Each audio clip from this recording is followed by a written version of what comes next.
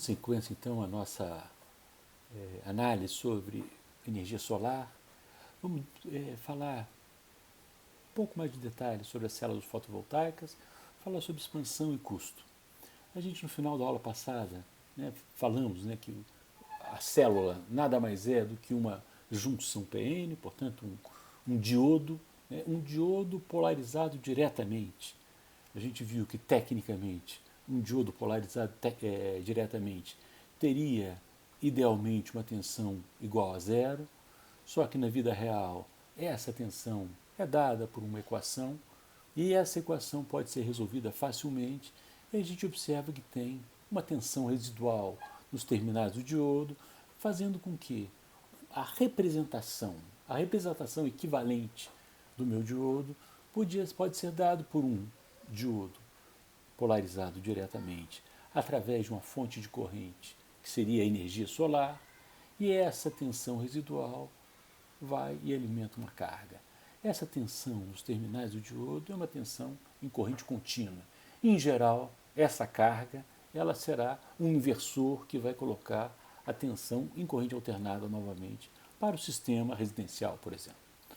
Se eu quiser calcular essas coisas, não é complicado calcular, porque você tem a expressão, você tem o circuito equivalente, então você pode, por exemplo, calcular a corrente e a potência em função da tensão, supondo que minha fonte de corrente seja, por exemplo, uma corrente de 1 ampere, a uma temperatura dada.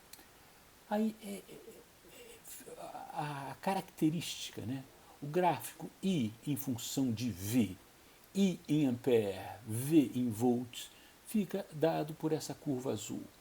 Como a potência nos terminais é o produto de V vezes I, ele dá esta curva vermelha. Numericamente, fazer esses dois cálculos são bastante simples, é bastante fácil de fazer. E aí a gente caracteriza vários pontos importantes desse nosso circuito. Por exemplo, a corrente de curto-circuito, a tensão de circuito aberto, a potência máxima, a corrente de máxima potência, a tensão de máxima potência, que podem ser facilmente visualizadas. Você, derivando essa curva, igualando a zero, você acha a potência máxima. Achando a potência máxima, você calcula a corrente de máxima potência, a tensão de máxima potência. Essa aqui é a tensão de circuito aberto, esta aqui é a corrente de curto-circuito. E aí, ainda numericamente, dado aquele exemplo com aquelas características, eu posso determinar qual é a potência máxima, posso determinar qual é o valor da tensão que essa minha célula específica está operando com o simples uso daquela expressão, daquela fórmula que a gente definiu anteriormente.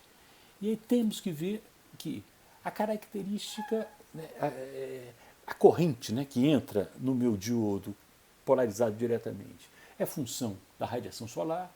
O ponto de operação da minha célula é sempre dado pela carga.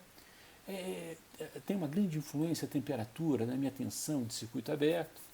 Essas tensões de correntes numa célulazinha são sempre muito pequenas, portanto, o painel é formado por muitas dezenas de pequenas células que são ligadas em série paralelo para ter tensões e correntes razoáveis que podem ser utilizáveis. Se eu quiser dizer, numa determinada carga específica, usando ainda a minha relação IV, essa característica, a característica para uma determinada resistência, a gente está acostumado a ver a tensão em função à corrente, então quando a impedância é infinita, esse cara vem para cá e essa tensão é a minha tensão de circuito aberto. Quando a resistência tende a zero, esse cara vem para cá e chega na minha corrente de curto-circuito. Este ponto, então, para uma dada resistência, que é dada pela declividade dessa reta, vai operar nesse ponto de operação, que evidentemente também é um ponto fácil de se determinar, fácil de se calcular com as fórmulas que a gente definiu. Vamos falar agora dos tipos de sistema de células fotovoltaicas. Tínhamos historicamente dois sistemas, os sistemas isolados e os sistemas conectados à rede.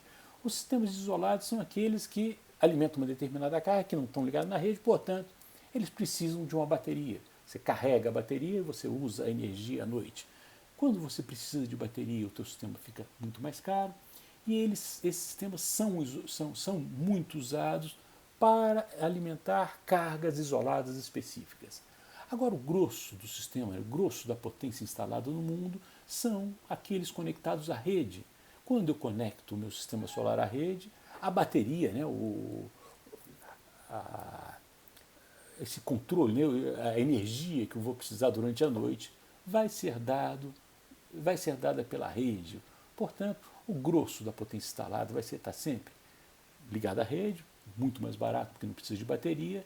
E hoje a gente divide esses conectados à rede em geração distribuída, que é aquela que está no teto, por exemplo, de uma casa, e geração concentrada, que é feita pelas próprias concessionárias, e botam muitos painéis concentrados numa determinada região. Né? Esses dados aqui são do IEA, vocês conseguem achar eles lá agora em 2020. Essa potência instalada é muito impressionante. Eu gosto de mostrar essa potência instalada. Esse dado aqui, você vê que está parecido, não chega a ser igual, mas é porque eu usei os dados da BP, estão mais ou menos da mesma ordem de grandeza. E o que eu quero ressaltar nesse nosso gráfico é que já temos 600 gigawatts instalados, mas aqui em 2008, por exemplo, era zero, não tinha potência, quase nenhuma potência instalada de solar. Portanto, há um crescimento exponencial muito impressionante. Eu posso mostrar também a evolução da energia gerada, evidentemente a cara é a mesma, né?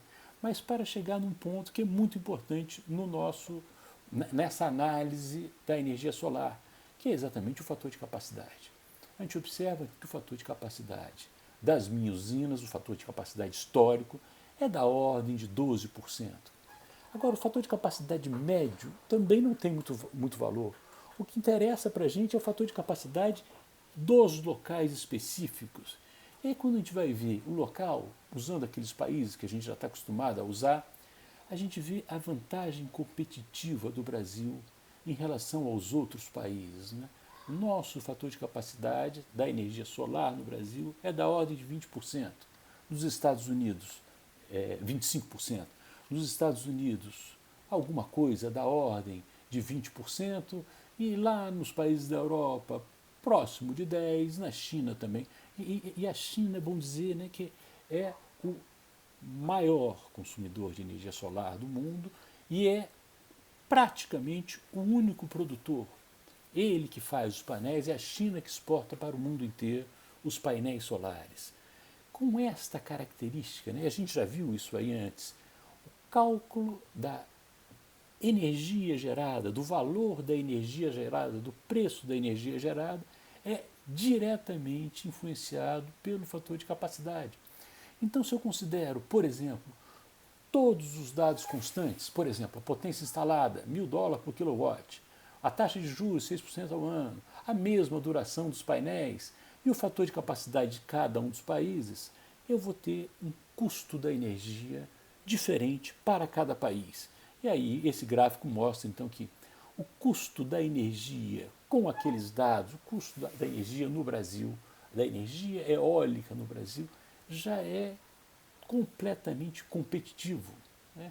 E aí vale a pena repensar a questão do subsídio, várias outras questões. Né? Esse valor que eu usei, $1.000 por quilowatt, é um valor médio, mas não é um valor em todo o mundo. As referências bibliográficas já têm dito que na China o valor do megawatt, do quilowatt instalado, já está na metade, dá $500 por quilowatt. Portanto, o valor na China já pode estar caindo à metade também. De qualquer forma, a tendência do custo da energia produzida pela energia solar é muito impressionante como ela está em baixa e como ela está se tornando economicamente viável. Um outro ponto importante para falar da energia é que, como eu tenho intermitência, então, o valor da energia, do cálculo da energia para solar, é um valor que, em geral, está subsidiado, porque eu preciso de uma rede para servir de amortecedor, né, para receber a minha energia quando eu estou produzindo e para me fornecer energia quando eu não estou produzindo. Então, há todo um estudo importante se analisar, né, qual é o custo, qual é o valor, não só da energia, mas também da potência relacionada a esta energia. Para finalizar, vale a pena que a gente faça uma avaliação da evolução no tempo da energia produzida por um painel fotovoltaico. E eu peguei esses dados aí também na IEA, e aí uma coisa que chama atenção, e os dados eu só consegui até 2019, é a redução excepcional do custo do painel instalado. Até 2019 estava com 2 mais ou menos, hoje, como eu mostrei, já está mais ou menos em 1, na China 0,5. O pessoal está dizendo que caiu, né? Em vários lugares caiu 10 vezes o valor do painel solar instalado. Agora, como a gente sabe, tem outros fatores que podem influenciar bastante o custo, além do fator de capacidade. A degradação, o custo do inversor, a vida útil do inversor, o custo de operação e manutenção. Então eu posso fazer um custo um pouquinho mais elaborado do valor final da energia e fazendo essa análise ao longo do tempo, a gente observa evidentemente a redução impressionante no custo da energia produzida pelos painéis solares, o que mostra que, com muita probabilidade, vai continuar crescendo exponencialmente nos próximos anos a instalação de painéis solares e a participação dessa energia renovável na nossa matriz energética tende a crescer muito, principalmente por causa da questão da emissão de gás carbônico. Era isso que eu queria falar nessa segunda aula e última sobre solar. Na próxima aula vamos falar sobre as outras renováveis. Muito obrigado e até mais.